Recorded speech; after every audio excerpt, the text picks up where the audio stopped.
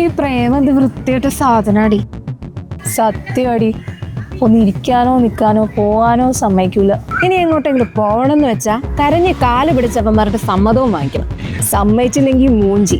ഇനി സമ്മതിച്ച ഷർട്ട് ഇടാൻ പാടില്ല, ജീൻസ് ഇടാൻ പാടില്ല, സാരി പോലും എടുക്കാൻ പാടില്ല. ഓൺലി ഷോളുള്ള ചുരിദാർ.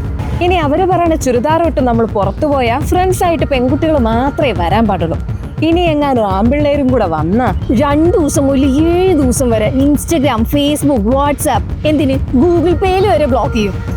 ഭാഗ്യം ഇനി കുറച്ച് ദിവസത്തേക്ക് ശല്യം ഉണ്ടാവില്ലല്ലോ എന്ന് വിചാരിച്ച് സമാധാനിച്ചിരിക്കുമ്പോ പട്ടി ഷോയുടെ എക്സ്ട്രീം ലെവലായിട്ട് നമ്മുടെ പുറകെ വരും. അവന്റെ മൊബൈലിൽ റീചാർജ് ചെയ്യാൻ, കള്ളു കുടിക്കാൻ, പെട്രോൾ അടിക്കാൻ, പിന്നെ അവന്റെ വീട്ടിലെ പട്ടിക്ക് പെഡിഗ്രി വാങ്ങാനടക്കം നമ്മൾ പൈസ കൊടുക്കണം.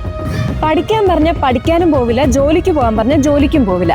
ചുമ്മാ അങ്ങോട്ടും ഇങ്ങോട്ടും കേറായിട്ടായിട്ട് വേഷം കിട്ടുന്നു. ഇവിടെ ഒരുത്തനും ശരിയില്ല.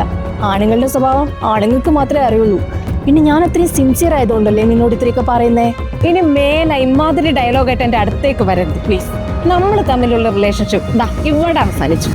പ്രേമം എന്ന വികാരത്തെ രണ്ടുപേരും മനസ്സിലാക്കി എൻജോയ് ചെയ്യുക.